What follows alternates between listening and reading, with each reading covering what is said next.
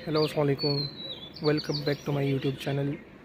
आज जो टॉपिक मैं डिस्कस करने लगा हूँ आप लोगों के साथ वो बेसिकली इंटरनेशनल ड्राइविंग परमिट है।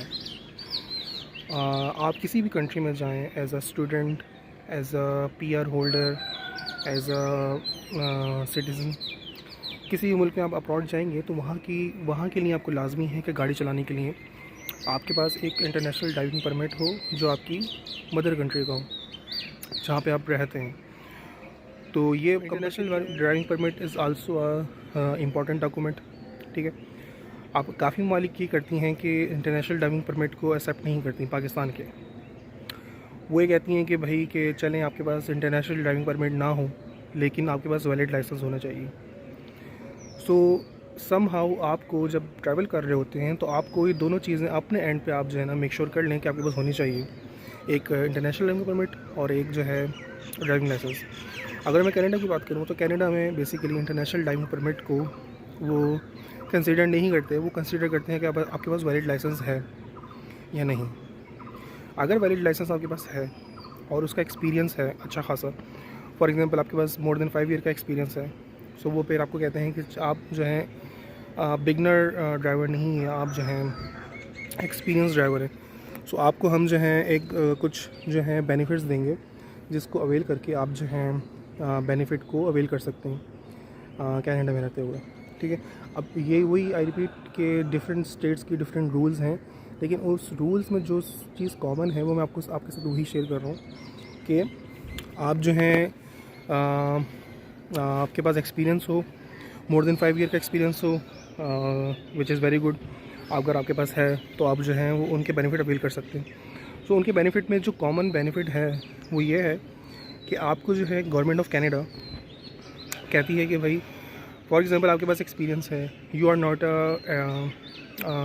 अ beginner driver, you are experience और you are a intermediate driver. So आपको हम ये करते हैं कि लर्नर जो है आप पहले लर्नर बनाएं। आपको पता है किसी मुल्क में अगर आप प्रॉपर ड्राइविंग चैनल के थ्रू जा रहे हैं और आप ड्राइविंग लाइसेंस लेना चाह रहे हैं तो पहला स्टेप होता है लर्नर का।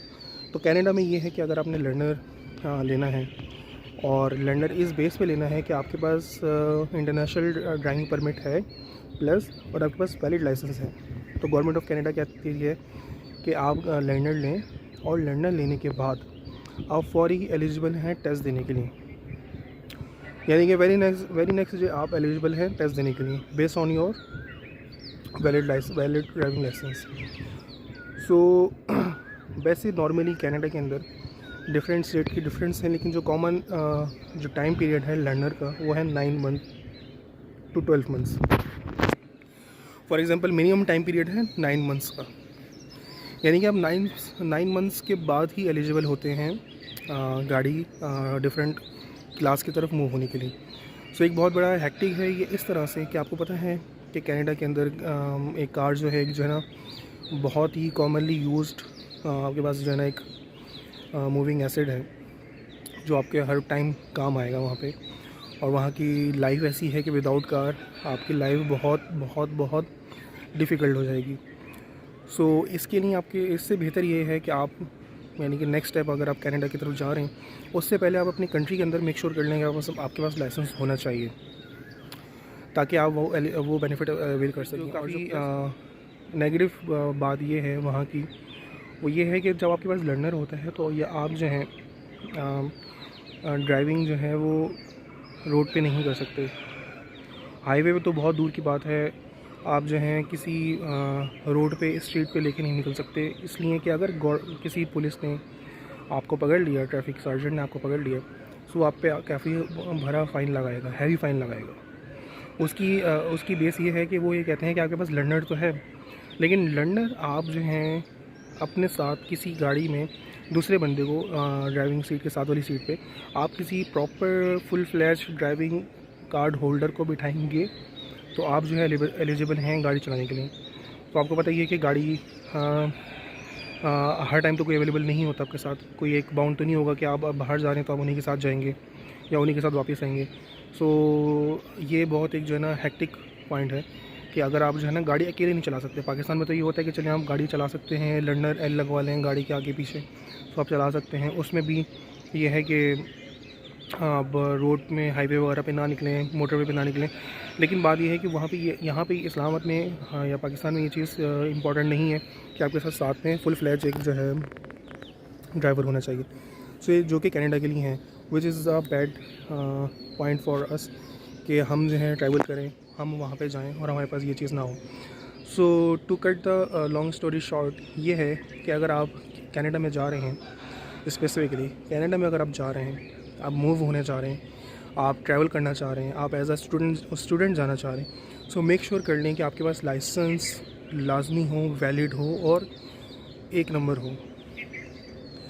इसमें कुछ वो नहीं होगा, उनके पास सारी इन्फॉर्मेशन होती है। आजकल ऑनलाइन सारी इन्फॉर्मेशन अवेलेबल होती है, आप उनके साथ जो है कोई फ्रॉड या फिर कुछ झूठ नहीं बोल सकते।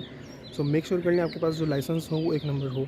इसलिए कि बहुत से केसेस हुए हैं कि जिनमें हमारे सब कॉन्टिनेंट के रहने वालों ने फेक लाइसेंस दिखाए हैं, जिसकी बेस पे उन लोगों पे कैनेडियन पीपल्स ने, कैनेडियन गवर्नमेंट अथॉरिटीज़ ने उन लोगों पे जो उन्होंने फेक लाइसेंस दिखाए उन पे ठीक ठाक फ़ाइन दिए हैं और उन पे कुछ रिस्ट्रिक्शंस लगाई हैं कि आप 2 साल तक या 3 साल तक आप गाड़ी नहीं चला सकते हैं।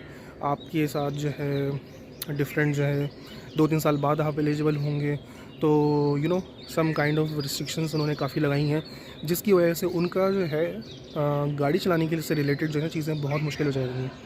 और अगर आपकी गाड़ी चलाने से चीज़ें रिलेटेड वहाँ पे कनाडा में मुश्किल हो जाएं, सो डूड आपकी लाइफ वहाँ पे बहुत मुश्किल है, बहुत ज़्यादा मुश्किल है। सो मेक श्योर ये करना है कि आपके पास लाइसेंस हो, आपके पास लाइसेंस वैलिड हो, एक्टिव हो, एक नंबर हो, और आपके पास इंटरनेशनल ड्राइविंग परमिट एक प्लस पॉइंट है कि वो भी होना लाजमी है। तो ये 2 चीज़ें मैंडेटरी हैं, कंपलसरी हैं कहीं भी आप ट्रैवल करें। तो ये मेक श्योर कर लें कि जाने से पहले अगर आप अपनी चाहते हैं कि लाइफ थोड़ी बहुत ईज़ में आ जाए और थोड़ी बहुत एक रनिंग में आ जाए कनाडा में होते हुए, तो ये मेक श्योर कर लें कि आपके पास लाइसेंस लाजमी होना चाहिए। और पाकिस्तान के लिए स्पेसिफिकली वो ये है कि प्रोविजनल कैपिटल्स जितने भी हैं हमारे, वो सब जो हैं अब जो है उन्होंने इंटरनेशनल ड्राइविंग परमिट इशू करना स्टार्ट कर दिया है। और ये international driving permit more than 170+ countries में एक्सेप्टेबल है। इसके बेस पे आप यानी कि गाड़ी चला सकते हैं, सब कुछ कर सकते हैं। सो आप अगर कहीं पे भी रह रहे हैं, सो इंटरनेशनल ड्राइविंग परमिट के लिए आप एप्लीकेशन दें। बहुत आसान प्रोसेस है, बहुत इजी स्टेप्स हैं, उनकी बेस पे भी करते हैं। और इंटरनेशनल ड्राइविंग परमिट के लिए जो इंफॉर्मेशन आपको ज़रूरी है पूरे पाकिस्तान में, वो 4-5 रिक्वायरमेंट्स हैं। वो ये हैं कि मैं आपको वही बता देता हूँ कि आपके पास जो है CNIC होना चाहिए, एक्टिव होना चाहिए, और आपके पास जो है वैलिड लाइसेंस होना चाहिए, आपके पास पासपोर्ट होना चाहिए, और प्लस आपके पास वीज़ा लगा होना चाहिए। वीज़ा लगा हुआ होगा तो IDP इशू होगा, वीज़ा नहीं है तो IDP आपको नहीं इशू होगा। सो ये एक जो है ना थोड़ा सा एक चेकलिस्ट है IDP की कि आपके पास ये लाजमी होना चाहिए। तो वीज़ा लगा हुआ है आपके पास तो आप देर न करें, इंटरनेशनल ड्राइविंग परमिट बना लें। ये 1 साल के लिए एक्टिव होता है, वैलिड रहता है। आप 1 साल तक कहीं पे भी मूव हो रहे हैं, ट्रैवल कर रहे हैं, तो ये अपने साथ लेके चलें। इसका बहुत फ़ायदा होगा, बहुत ज़्यादा फ़ायदा होगा कि आप जो हैं आपकी लाइफ, आपकी जो लाइफ अगर स्टक होगी, फॉर एग्ज़ाम्पल अगर आप कनाडा जाते हैं, अगर आप विदाउट लाइसेंस जाते हैं तो आपकी लाइफ वहाँ पे नॉर्मल होगी 8 to 10 मंथ्स में। एक रफ़ साइड दे रहा हूँ आपको।